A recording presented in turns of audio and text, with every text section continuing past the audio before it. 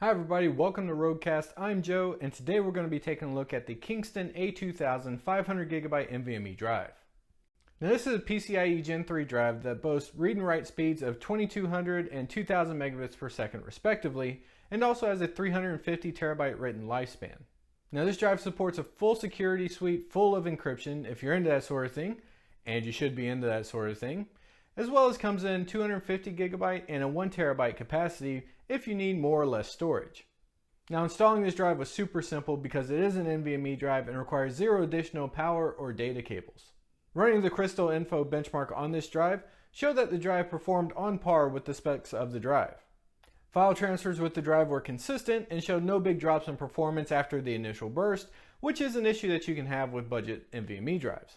Now this drive does not come with a heatsink, but I would recommend a heatsink for any M.2 drives that you purchase. However, if you do not have a heatsink for this drive, just make sure your case has lots of good airflow and you should be just fine. Remember, high temperatures can impact performance on NVMe drives.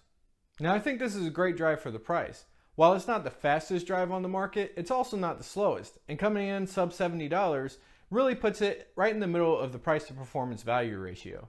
Now even though this drive is 3 times faster than a standard SATA SSD, you won't notice that performance if you're solely using the drive for gaming. Now while you won't notice the difference solely in gaming because there's negligible differences in game load times or boot times, you would notice the difference in speed from a SATA drive to an NVMe drive if you're doing tasks such as film editing, 3D rendering, or any other task that requires you transferring large files throughout the day.